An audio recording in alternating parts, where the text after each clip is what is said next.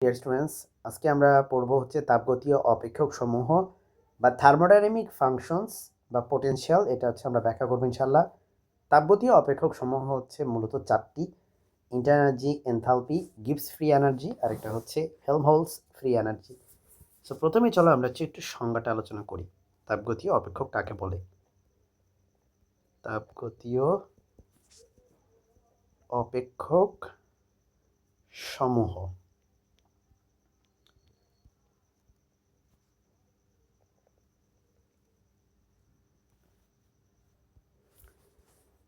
একটি তাপগতীয় সিস্টেম একটি তাপগতীয়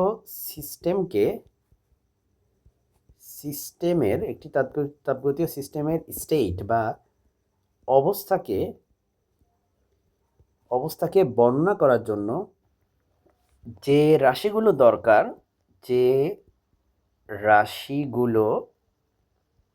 রাশিগুলো প্রয়োজন বা ব্যবহৃত হয় তাদেরকে তাপগতীয় অপেক্ষক বলে।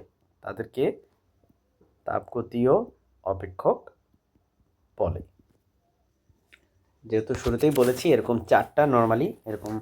জেনারেলি হচ্ছে চারটা অপেক্ষক আছে। সো এরকম চারটি অপেক্ষক মানে মৌলিক অপেক্ষক রয়েছে। ফান্ডামেন্টাল ফাংশন এরকম চারটার আছে। তার মধ্যে ভাই প্রথমটা হচ্ছে অভ্যন্তরীণ শক্তি। ঠিক আছে, যেটাকে আমরা ইউ দিয়ে প্রকাশ করি। আর এই অভ্যন্তরীণ শক্তির আসলে কোনো প্রকার ইকুয়েশন, মানে অভ্যন্তরীণ শক্তির নিজের কোনো ইকুয়েশন নাই, কিন্তু অভ্যন্তরীণ শক্তির পরিবর্তনের ইকুয়েশন আবার আছে। সেটা হচ্ছে অভ্যন্তরীণ শক্তিকে আমরা ডিকিউ মাইনাস ডিডব্লিউ দিয়ে প্রকাশ করতে পারি। ঠিক আছে, ডিকিউ মাইনাস ডিডব্লিউ দিয়ে প্রকাশ করতে পারি। আমি একটু বলে দিই অভ্যন্তরীণ শক্তি সম্পর্কে কয়েকটা জিনিস। নাম্বার 1 হচ্ছে অভ্যন্তরীণ শক্তি এমন একটা স্টেট ফাংশন, যেই ফাংশনে অভ্যন্তরীণ শক্তি শুধুমাত্র তাপমাত্রার ফাংশন। তারপরে অভ্যন্তরীণ শক্তি হচ্ছে কোনো একটা থার্মোডাইনামিক্যাল সিস্টেমে তোমার পাথ ডিপেন্ডেন্ট না। বুঝতে পারছো? Path independent. এটি হচ্ছে পাথ ইন্ডিপেন্ডেন্ট। সো কোন পাথে তুমি ধরো এ থেকে বিতে তুমি যাবা, তুমি সেটা কীভাবে যাবা সেটা ইম্পর্টেন্ট না। তুমি কি এভাবে যাবা না কি এভাবে যাবা সেটা ইম্পর্টেন্ট না। যেভাবেই যাও অভ্যন্তরীণ শক্তি তোমার ফিক্সড। ঠিক আছে, সো এটা পাথ ডিপেন্ডেন্ট না। তোমার ডিকিউ চেঞ্জ হতে পারে, ডিডব্লিউ চেঞ্জ হতে পারে, বাট ডিইউ একটা ফিক্সড কোয়ান্টিটি। তো এইগুলো অভ্যন্তরীণ শক্তি সম্পর্কে কিছু আইডিয়া, যেগুলো তোমরা লিখে নিতে পারো। আমি একটু মুছে দিচ্ছি, তোমরা তোমাদের মতো করে লিখে নিতে পারো। আচ্ছা, মোছার দরকার নেই, মেবি রাখি, হ্যাঁ, যাতে তোমরা পরবর্তীতে এটাকে কপি করে নিতে পারো। এবার আমরা 2 নম্বরে আসি। অভ্যন্তরীণ শক্তির পরে 2 নম্বর পয়েন্টটা হচ্ছে যে এনথালপি।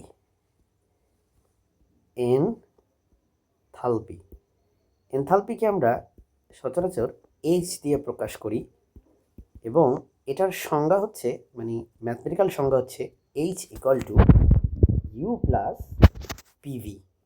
ইউ হচ্ছে অভ্যন্তরীণ শক্তি, আর পি হচ্ছে সিস্টেমের চাপ, ভি হচ্ছে সিস্টেমের আয়তন। এরপরে 3 নম্বরে যেটা থাকে সেটা হচ্ছে গিবস ফ্রি এনার্জি। গিবসের মুক্ত শক্তি, কারণ ফ্রি এনার্জি বাংলা হচ্ছে মুক্ত শক্তি। সো ইংলিশে আমরা কীভাবে লিখি আমি একটু লিখে দিচ্ছি তোমাকে। এটা হচ্ছে এরকম, আচ্ছা কোথায় লিখবো, সে লিখে দিই। এটা হচ্ছে এরকম: গিবস ফ্রি এনার্জি। এটাকে আমরা জি দিয়ে প্রকাশ করি, জি ফর গিবস। সো এটার আবার ডেফিনিশন হচ্ছে জি ইকুয়াল টু ইউ প্লাস, আচ্ছা এটাকে একটু সুন্দর করে যদি লিখি, এটা হচ্ছে এইচ মাইনাস টি এস। এটা হচ্ছে এটার সূত্র।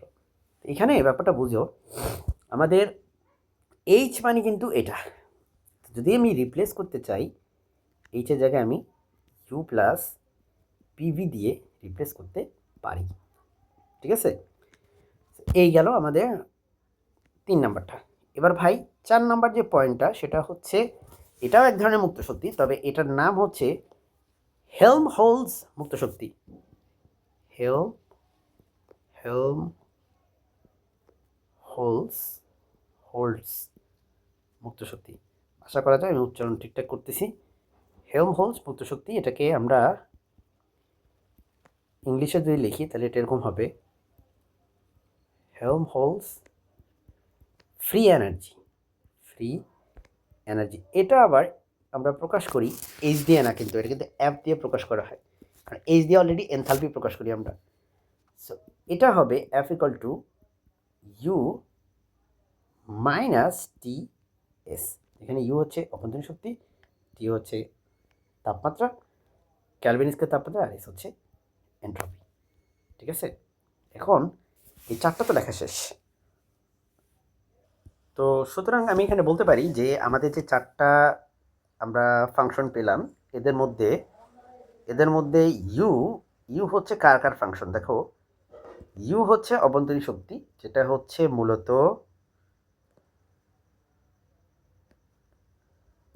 আচ্ছা, এটা এটা না লিখলেও চলবে, সমস্যা নেই, এটা আমি বাদ দিয়ে দিচ্ছি, এটা খুব একটা ইম্পর্টেন্ট না বলা।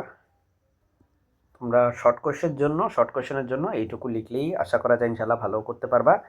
অবশ্যই ভাই এখানে পরিচয় দিবা, ঠিক আছে? এই পরিচয়টা আমি একটু লিখে দিই জাস্ট, পরিচয়টা দেওয়াটা গুরুত্বপূর্ণ আসলে। প্রথম কথা হচ্ছে এখানে কার কার পরিচয় দেওয়া হয় নাই অলরেডি, দেখো ইউ এর পরিচয় দেওয়া হয়েছে, কারণ ইউ হচ্ছে অভ্যন্তরীণ শক্তি। ডি কিউ আর ডিডব্লিউ এর পরিচয় দেওয়া হয় নাই। সো ডি কিউ হচ্ছে আমাদের তাপের পরিবর্তন, তাপের পরিবর্তন, ঠিক আছে? পরিচয় দিবা, তাহলে তুমি এমনি মার্ক বেশি পাবা। ডিডব্লিউ হচ্ছে কৃতকাজ, কৃতকাজের মান বা কৃতকাজ। আচ্ছা, তারপরে এখানে ইউ তো জানো, ইউ হচ্ছে অভ্যন্তরীণ শক্তি, যেটা এই যে শুরুতেই বর্ণনা দেওয়া আছে। পি হচ্ছে চাপ আর ভি হচ্ছে আয়তন। পি হচ্ছে চাপ, ভি হচ্ছে আয়তন। এবার এখানে একটা জিনিস আছে যেটা পরিচয় আগে দেওয়া হয় নাই, টি হচ্ছে তাপমাত্রা আর এস হচ্ছে এন্ট্রপি, এই দুটার পরিচয় দেওয়া হয়নি। টি হচ্ছে তাপমাত্রা আর এস হচ্ছে কি, এন্ট্রপি, এটার পরিচয় আগে দেয়া হয়নি। ওকে, ব্যাস এই পরিচয়গুলো দিয়ে দিলে ইনশাল্লাহ আশা করা যায় তুমি এখানে ফুল মার্ক পাবা, যেহেতু এটা একটা সংক্ষিপ্ত প্রশ্ন, এর বেশি তোমার কাছ থেকে স্যার এক্সপেক্টও করে না। সো এই ছিল আজকের আলোচনা। আসসালামু আলাইকুম।